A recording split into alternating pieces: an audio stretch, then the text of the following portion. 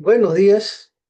Entendemos que el horario es un poquito complicado, pero bueno, vamos avanzando y lo que yo quiero indicar que el webinar se está siendo grabado, entonces igual lo vamos a colocar en YouTube, en LinkedIn y en Facebook, ¿no?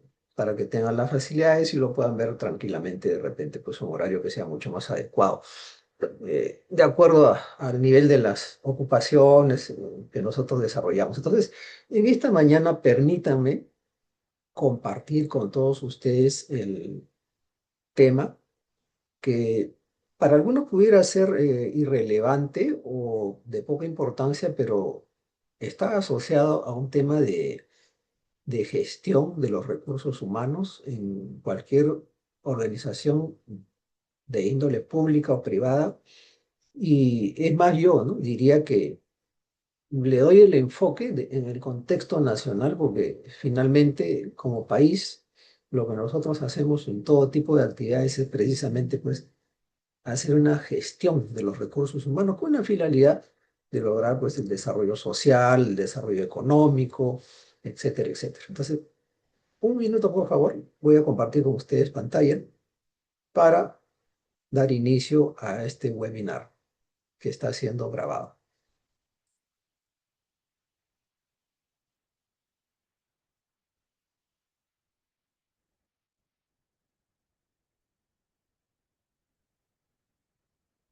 Bien, la corrupción en sí no es un tema nuevo, es un tema ya que acá en Latinoamérica viene de muchas décadas hacia atrás. Ya la fecha causa pues bastante zozobra y sobre todo mucha preocupación, ¿no? Mucha preocupación porque es un tema que nos afecta a todos los países latinoamericanos en general. En el tema Perú, de acuerdo a un informe de Transparencia Internacional del año pasado, del año 2024, de una evaluación de 180 países, nosotros estamos en el puesto 127 con una puntuación de 31 sobre 100, lo cual indica que estamos en una situación bastante alarmante, ¿no? Porque es un alto índice de corrupción, que estamos superados en el caso de Sudamérica por Uruguay, por Chile y por Colombia aún, ¿no? Una situación bastante compleja sobre la cual nosotros tenemos que reflexionar para poder asumir un rol que nos permita entrar a un proceso de reducción de la corrupción en forma sostenida en los próximos años. El tema de reducir la corrupción es un tema bastante complejo y eso posiblemente podría tomar entre 2 y 3 generaciones. Estamos hablando de 50 o 60 años aproximadamente.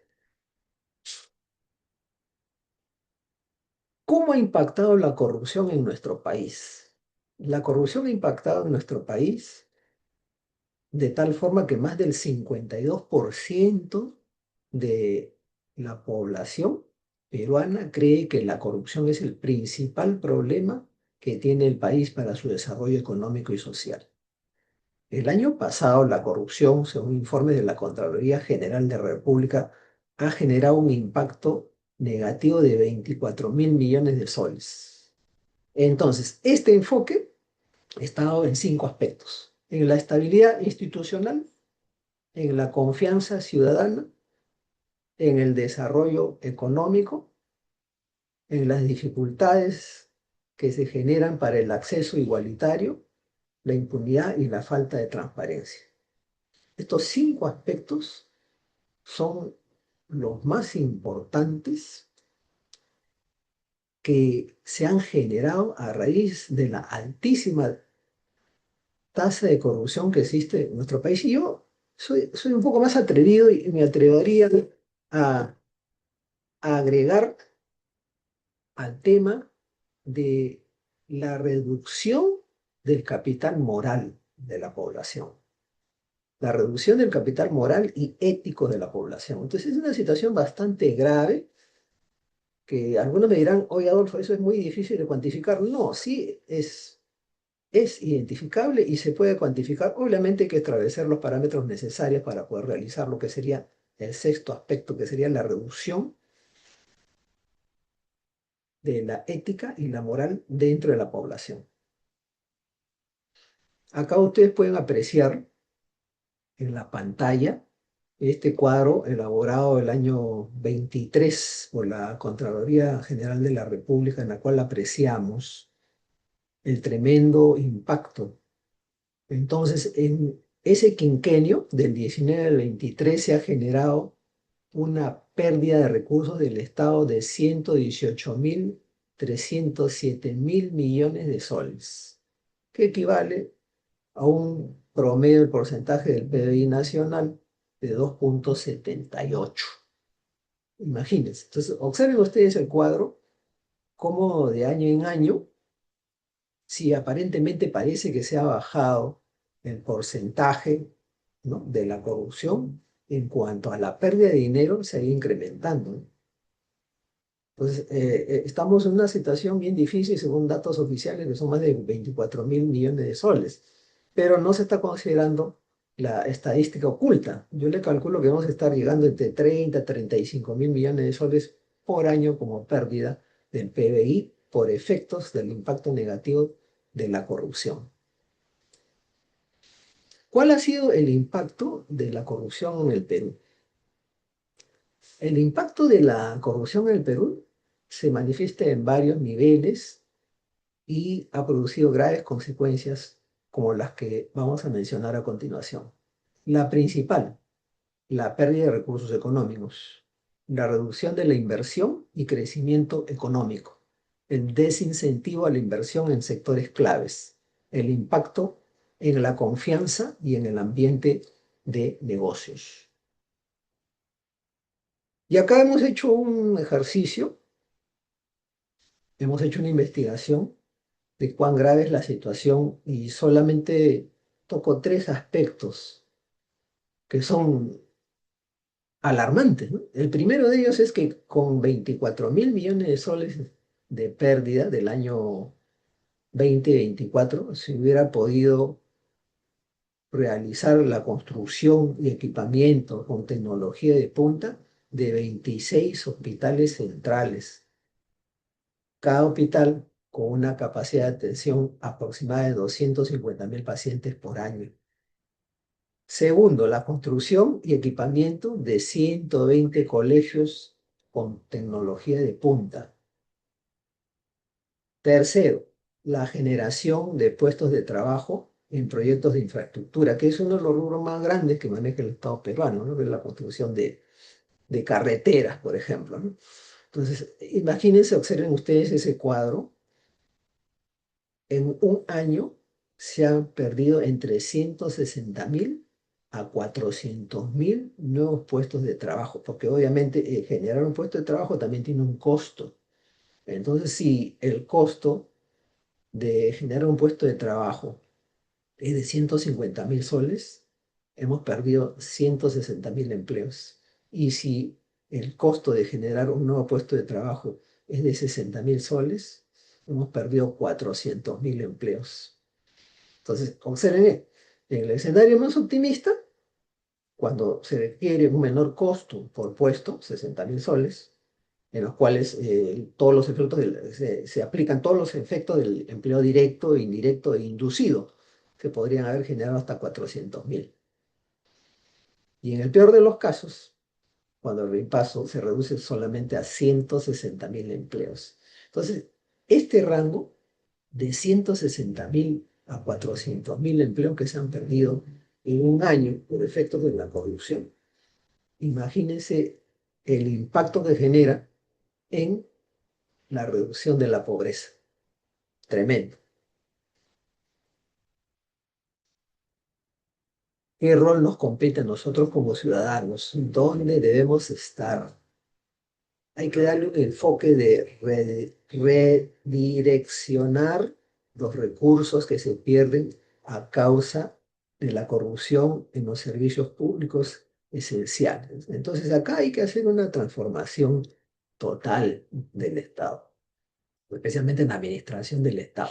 Hay que combinar el fortalecimiento de los marcos legales e institucionales con la implementación de nuevas tecnologías de punta, de la transparencia y la promoción de una cultura de integridad. 7 puntos. Primero, el fortalecimiento de los sistemas de control y auditoría interna. Segundo, la transparencia y la rendición de cuentas. Tercero, la aplicación de modelos de integridad y cultura ética en la gestión pública. Cuarto, la recuperación y reinversión de los activos ilícitos. Quinto, el rediseño del sistema educativo. Las personas, cuando ingresan a una institución pública o privada, no se corrompen, ya vienen corrompidas. ¿Eh? Eso es lo que se tiene que entender. Entonces, al sistema educativo hay que darle un enfoque, una cultura de integridad y de ética. O sea, ahí hay que hacer grandes cambios. Y eso, vuelvo a repetir, va a tomar un promedio de 2 a 3 generaciones. Yo calculo unos 50 años aproximadamente. Pero hay que hacerlo. Porque si lo dejamos de hacer, el impacto de 24.000, obviamente, en el próximo quinquenio puede volar tranquilamente a 35 o 40.000 millones de soles por año de pérdida por efectos de la corrupción en el Estado. Sexto, la reestructuración y fortalecimiento del sistema judicial. Y séptimo, la participación activa de la población en todos los niveles de gobierno.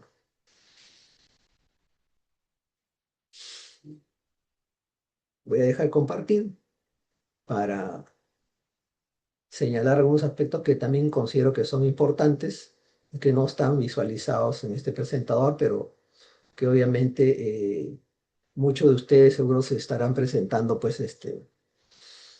eh, hacia dónde queremos llegar, cómo queremos enfocar la situación, porque la corrupción existe no solamente en el sector público, existe también en el sector privado. Si bien es cierto que no se tienen cifras, ¿no?, sobre el tema de la cuantificación anual de cuánto se pierde por corrupción en el sector privado, sí tenemos casos emblemáticos, ¿no? Como el caso de Odebrecht, como el caso de Lavajato, y más o menos calculamos que a la fecha debe haber un estimado de 30 a 35 casos judicializados de actos de corrupción en el sector privado. En el año 2018 se dio el decreto legislativo 1385, en la cual se implementó el artículo 241A y 241B. En el 241A se sanciona a los socios, a los gerentes y a los jefes de los organismos privados, ¿no?, que cometen actos ilícitos en los temas de malversación, sobre todo en el tema de las licitaciones, ¿no?, las licitaciones que se hacen entre las propias empresas privadas. Entonces también ese es un tema de corrupción. Otro tema de corrupción en el sector privado es el sector financiero, donde hay bastante eh, tema por desarrollar y por conversar también. Y tercero, las prácticas antimonopolio. Entonces, ahí tenemos esos tres aspectos que son actos de corrupción. Y en el artículo 241b, ¿no?, se sanciona a los actos de corrupción en el sector privado. Ahora, las penas también son bastante leves, ¿no? Se consideran 4 años de pena privativa de la libertad y otros también que son complementarios a la sanción que se le impone a las personas que trabajan en el sector privado y que incurren en actos de corrupción. Entonces, hay que mirar hacia adelante. Y cada vez que hablamos de los actos de corrupción o que vemos las noticias, y muchos de nosotros seguro sentimos que no nos toca, que no nos compete, que no trabajamos en el sector público o que no trabajamos en el sector privado, que tenemos nuestro propio negocio, pero el tema no es ese, ¿no? El tema es que nosotros, como ciudadanos, debemos desarrollar una cultura de transparencia, de honestidad y de ética, y eso hay que hacerlo a través de un sistema educativo que requiere de mucha reestructuración y modificaciones finalmente para mirar hacia el futuro y tener una mirada país de haber generado un desarrollo social y económico con total transparencia, equidad y participativo e inclusión. Solamente cuando nosotros lleguemos a ese nivel estaremos pues seguro mejorando nuestra posición del ranking de los 180 países. Esperamos que en algún momento lleguemos pues al mínimo. En los próximos 50 años debíamos estar ya llegando en la posición de puntuación de 85 a 90. Eso va a redundar en la reducción de la brecha social, que es un aspecto muy importante para el desarrollo de nuestro país. O sea, no continuemos siendo un país que siempre nos estamos quejando de la corrupción, que siempre nos estamos quejando de lo que se debió hacer y no se hizo.